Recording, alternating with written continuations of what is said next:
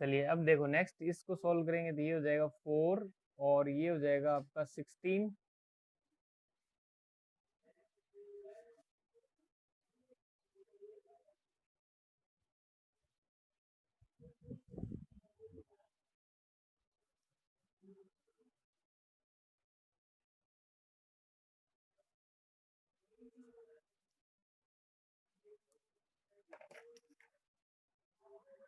ये हो जाएगा 4 इंटू 16 माइनस 4, फिर माइनस माइनस प्लस 2 हो जाएगा, और ये माइनस का 8 और -8, और ये हो जाएगा माइनस माइनस प्लस और ये -4। फिर उसके बाद में ये माइनस का 2 और ये माइनस माइनस प्लस 4 और ये माइनस माइनस हो जाएगा प्लस का 8। ठीक है, अब इसको देखो, देखें ये कितना, 12, 12 चौके 48, फिर ये कितना माइनस का 12 और माइनस के 12 दुए 24, और ये 12 और ये माइनस के 24। ठीक है ना, तो अब ये जो है वो 0 आ गया। ठीक है, तो इस तरीके से थोड़ी मिस्टेक है, उसको तो चलो हम सही करते हुए चलेंगे। अब ये जिसके प्लस माइनस का साइन नहीं है ना, वो तो फिर आप चेंज ही करवा लेना। ठीक है, तो देखो ये 0 है, तो अब हम कहेंगे अतः A comma B comma C comma D जो है, चारों बिंदु जो है समतलीय है। ठीक है, अच्छा एक आपको मैं शॉर्टकट और बताता हूँ कि इसमें समतलीय अगर कोई 3 सदिश समतलीय होंगे ना, तो उसमें एक चीज और ध्यान रखना, 3 सदिश समतलीय होते हैं ना, तो इन तीनों का योगफल भी 0 होना जरूरी होता है।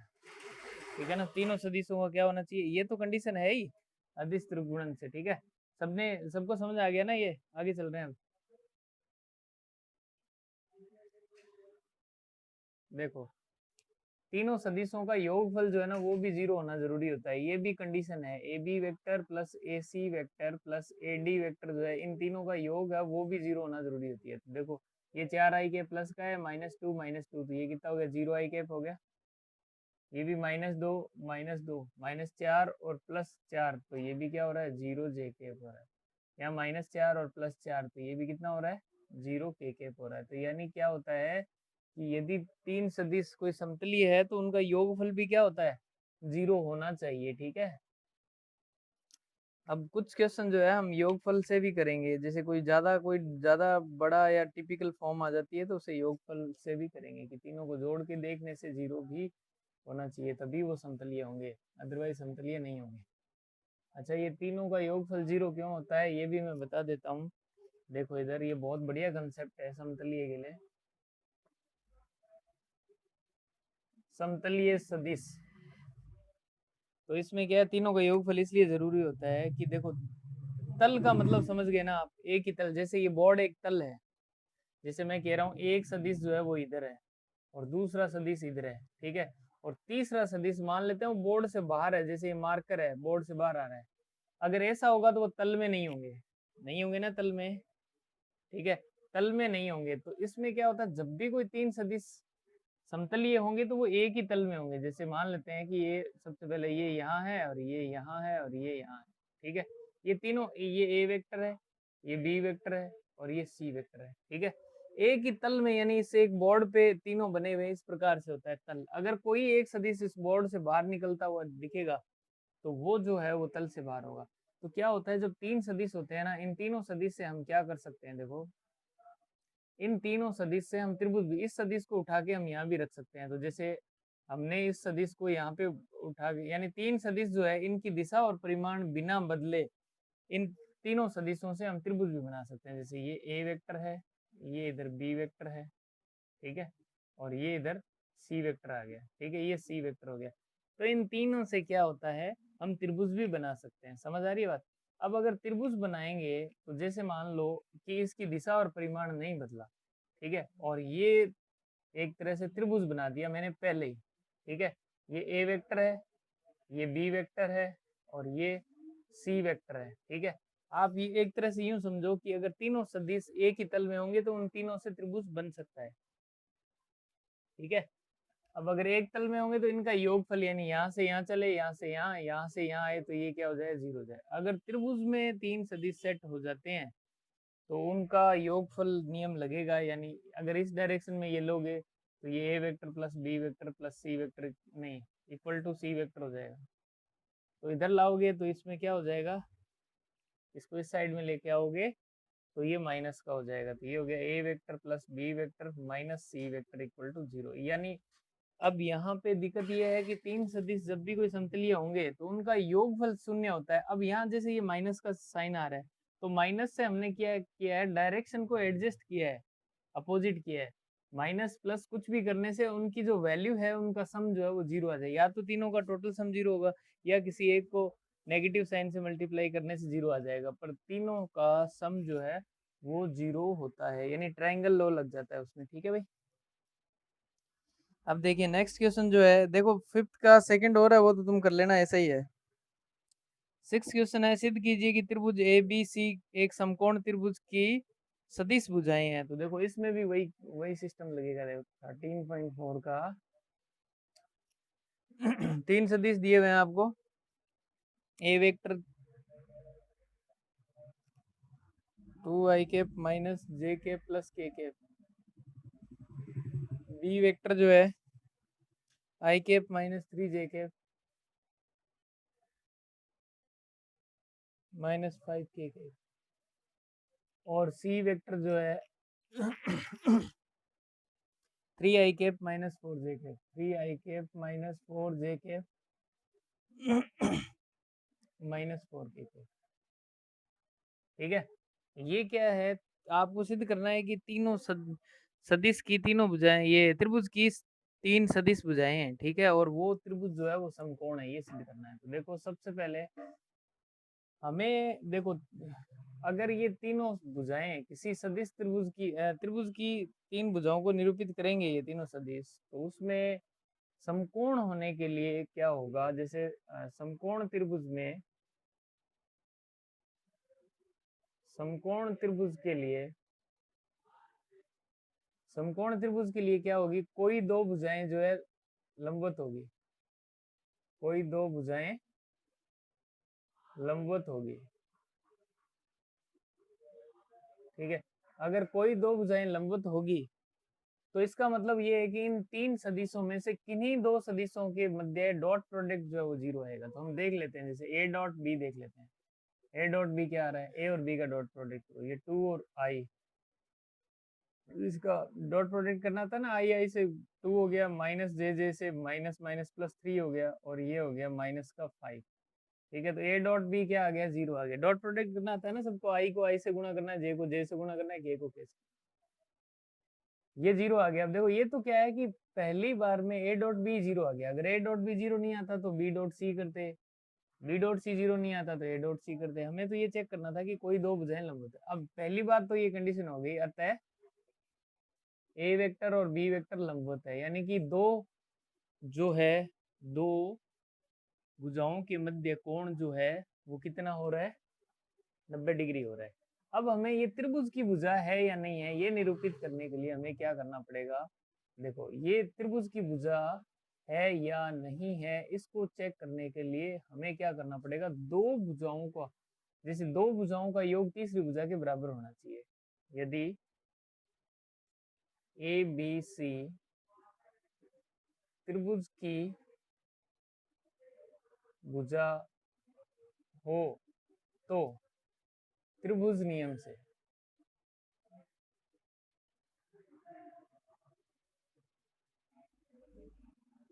त्रिभुज नियम से यानी दो भुजाओं का योग तीसरी भुजा के बराबर होना चाहिए। तो देखो ए वेक्टर, और देखो अब आप थोड़ा सा आइडिया लगा लेना, ए और बी को जोड़ो, 2i और i कितना हो रहा है, 3i, तो यहाँ 3i है। माइनस जे और माइनस 3j को जोड़ो, माइनस 4j यहाँ है। के और माइनस 5k को जोड़ो, यहाँ भी कितना है, माइनस 4k। तो आपको पता चल रहा है कि ए वेक्टर प्लस बी वेक्टर करने से क्या आ रहा है, ये 2i माइनस जे प्लस के प्लस आई माइनस 3j माइनस 5k, इनको ऐड करने से क्या बन रहा है, 3i cap minus 4j cap minus 4k cap बन रहा है। और ये क्या है, सी वेक्टर है, यानी ए वेक्टर प्लस बी वेक्टर, इन दोनों का योगफल कितना हो रहा है, सी वेक्टर के इक्वल हो रहा है। अतः ये हम कह सकते हैं त्रिभुज नियम लग गया। तो इसका मतलब ये क्या है, त्रिभुज भी है और दो भुजाओं के बीच में कोण भी कितना है, 90 डिग्री है। तो हम अब कह सकते हैं कि अतः A vector comma B vector comma C vector किसी समकोण त्रिभुज की भुजाओं को निरूपित करता है, भुजाओं को निरूपित करते हैं। ठीक है,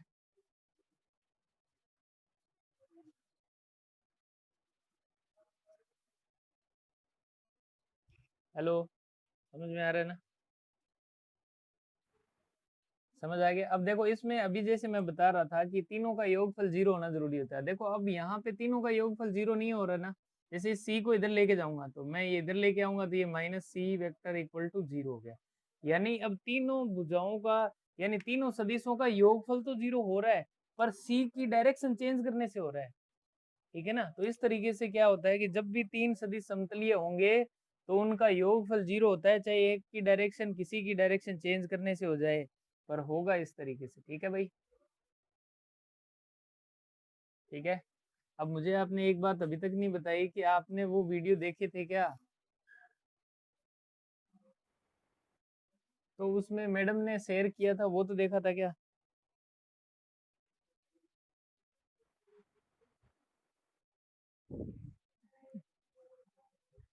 तो वो कानाराम जी सर है,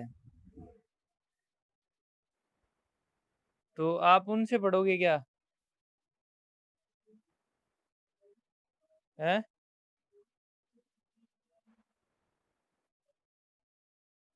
अरे पढ़ाऊंगा तो मैं ही। अब मुझे भी नहीं पता। अब उसमें तो क्या है कि भाई अब वो वीडियो आप शायद तक मैडम ने इसलिए डाले होंगे कि आप एक बार देख लेना उनको भी।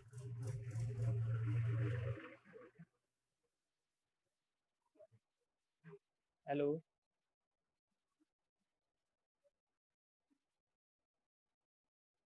कोई रिप्लाई नहीं आ रहा है। मेरी आवाज आ रही है ना? तो मैं ये बोल रहा हूँ कि भाई वो वीडियो डाले हैं ना, तो उस मतलब उनको एक बार आप शायद तक मैडम ने इसलिए डाले होंगे कि आप देख लेना एक बार। ठीक है। वैसे मुझे तो यही बोला है कि आपको ही पढ़ाना है, फिर देखो आगे क्या रहता है।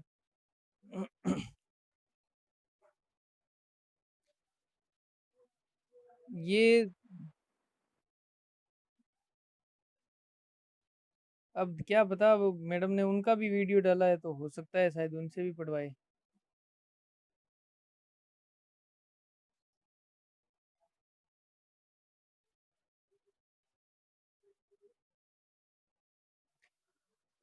चलिए नेक्स्ट क्वेश्चन पे चलते हैं हम। क्वेश्चन नंबर 7 पे चलते हैं। उस समांतर षटफलकी का आयतन ज्ञात कीजिए जिसकी तीन संगामी कोरें दी हुई है। सेवंथ क्वेश्चन में A vector equal to 4i cap minus 3j cap plus k cap comma B vector equal to 3i cap plus 2j cap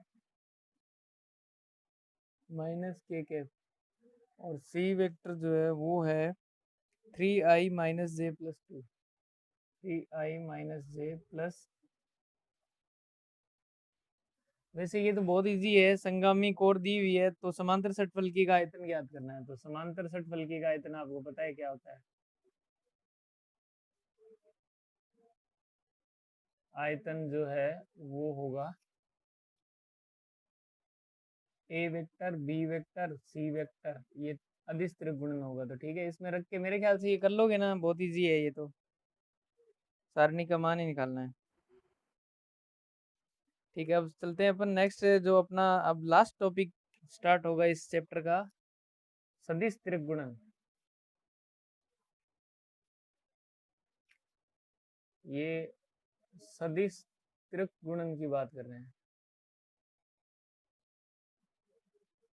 ठीक है, तो सदिश त्रिगुणन में देखो क्या होता है। सदिश त्रिगुणन में ऐसा है, तीन सदिशों का इस प्रकार का सदिश गुणन कि उनसे जो प्राप्त राशि है वो सदिश राशि प्राप्त हो। जैसे ए वेक्टर है, बी वेक्टर है और सी वेक्टर है, इन तीनों से क्रॉस प्रोडक्ट यदि करोगे तो ये भी एक यूजफुल है, यानी कि ये भी जो है एक सदिश गुणन हो सकता है। जैसे बी क्रॉस सी करोगे तो यहाँ से एक सदिश राशि मिलेगी आपको, और यहाँ से भी ये सदिश राशि है, तो दोनों सदिशों के बीच में फिर से क्रॉस होगा तो फिर एक नई सदिश राशि बनेगी। तो ये भी जो है वो सदिश, अब देखिए जैसे ये सदिश त्रिगुणन है ना, ये बिल्कुल बहुत इजी है। बस इसमें आपको एक ही चीज ध्यान रखनी है कि इसको सॉल्व कैसे करना है, ठीक है। बस इसको सॉल्व कैसे करना है, बस इतना ही ध्यान रखना है। तो सॉल्व करने के लिए मैं आपको सीधा शॉर्टकट तरीका बता देता हूँ किस प्रकार से सॉल्व करना है, जैसे इसे सॉल्व करना है। अच्छा, अब ये सदिश गुणन है तो इसमें आगे पीछे करने से फर्क पड़ जाएगा भाई। जैसे ए वेक्टर को इधर ले जाएंगे हम तो माइनस का हो जाएगा, इस बात का ध्यान रखना।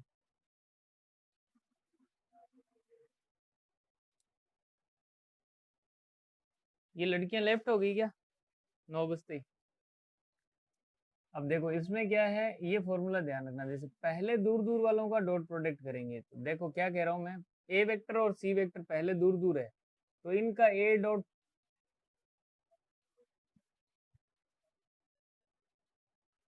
डॉट सी करेंगे, यानी पहले दूर दूर वालों का डॉट प्रोडक्ट करेंगे। तो ए डॉट सी कर दिया मैंने, ठीक है ना, पहले दूर वालों का। और फिर पास पास वालों का, ये बाहर ए वेक्टर है इसी के साथ करना है, बी और सी अंदर ब्रैकेट में है, तो ए का पहले डॉट सी के साथ करना है, फिर ए का डॉट बी के साथ करना है। ये ए डॉट बी कर दिया, ठीक है। और बीच में जो है माइनस का साइन लगाना है, थोड़ा दूर लिख देता हूँ, ये ए डॉट बी कर दिया, ठीक है। और बीच में माइनस का साइन लगाना है। अब देखो पहले हमने दूर दूर वाला डॉट प्रोडक्ट किया था, इसका और इसका किया था, तो कौन सा सदिश बच गया था, बी सदिश। तो बी सदिश यहाँ रख देना है, ठीक है।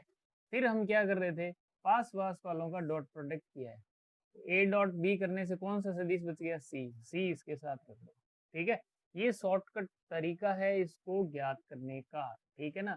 अब देखो क्या होगा, अगर मैं ए वेक्टर को पीछे से क्रॉस करता, यानी इस प्रकार से होता कि B cross C dot A sorry A cross B cross C cross A, इस टाइप से होता है, यानी ए और इनकी, इस सदिश की और इस सदिश की आपस में पोजीशन चेंज कर देते, तो आपको ऑब्वियसली पता है कि इसमें नेगेटिव साइन आएगा। तो नेगेटिव साइन यानी ये सदिश जो बना है इसका नेगेटिव होना चाहिए। तो देखो कैसे होगा, इसमें क्या है, ब्रैकेट से बाहर कौन है, ए है, ब्रैकेट से बाहर अभी कौन है, ए है। तो ध्यान रखना है दूर दूर वालों को करना है, तो पहले ए और ये बी का करो, ठीक है। तो यानी ये हो जाएगा बी डॉट ए, ठीक है ना। दूर दूर वालों को करना है, जो बाहर है उसके साथ करना है, जो ब्रैकेट के बाहर है उसके साथ करना है। अब कौन बच गया, सी सदिश, ये सी वेक्टर, बीच में माइनस, फिर पास पास वालों का, पास कौन सा, जो ब्रैकेट के बाहर है, इन दोनों का डॉट प्रोडक्ट करो, तो ये हो जाएगा सी डॉट ए, और बाहर क्या बच गया, बी, तो ये बी वेक्टर इधर आ जाए, ठीक है। अब देखो डॉट में तो कोई फर्क नहीं पड़ता है, बी डॉट ए कर दो चाहे ए डॉट बी कर दो, सी डॉट ए कर दो चाहे ए डॉट सी कर दो।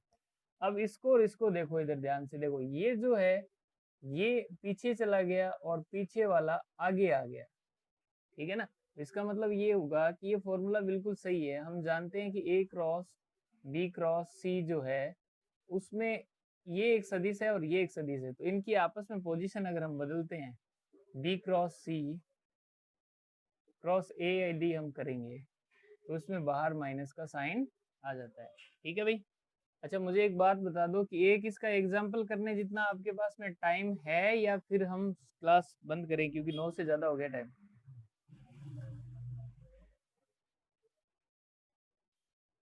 हाँ भाई, करवा दें क्या, चलो ठीक है। तो जैसे ए वेक्टर मैं ले लेता हूँ आई के प्लस 2 जे के प्लस 3 के, ठीक है। बी वेक्टर जो है वो मैं ले लेता हूँ आई के -2 जे के प्लस के, और सी वेक्टर जो है मैंने ले लिया जैसे आई के प्लस जे के प्लस के, ठीक है।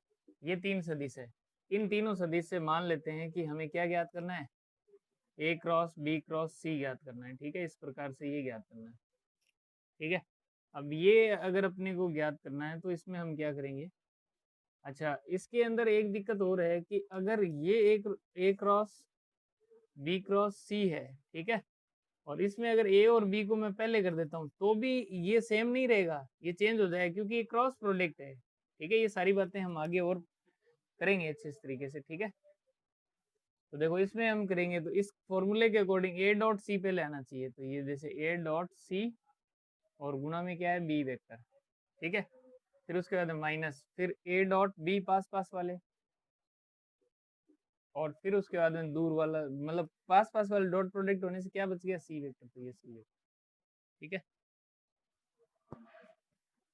अब क्या करेंगे देखो ए डॉट सी कर रहा हूं मैं, ए डॉट सी करेंगे तो देखो क्या होगा, ए और सी का डॉट प्रोडक्ट करें तो आई को आई से गुणा करो एक, फिर दो को जे से तो 1+2, और 3 को इससे करो तो ये 3 हो गया। ठीक है, और इसके गुणा में बी वेक्टर रखना है, बी वेक्टर क्या है आई के माइनस 2 जे के प्लस के। ठीक है, फिर बीच में माइनस, और उसके बाद में ए डॉट बी पास पास वालों को करो तो ये आई को आई से करेंगे तो कितना हो जाए 1, 2 को 2 से करेंगे तो माइनस का 4, 3 को 1 से करेंगे तो प्लस का 3, डॉट प्रोडक्ट कर दिया ए डॉट बी, और गुणा में क्या रखना है सी वेक्टर आई प्लस जे प्लस के। ठीक है, अब देखो ये कितना 6 हो गया, 6 को इससे गुणा करेंगे तो कितना हो जाए 6 आई के माइनस 12 जे के प्लस 6 के। ठीक है ना, ये इनको जोड़ कितना हो रहा है 6 हो रहा है ना, 6 से इसको गुणा कर दिया, फिर बीच में माइनस है, यहाँ से कितना हो रहा है देखो ये कितना हो गया प्लस का 4 हो रहा है और माइनस का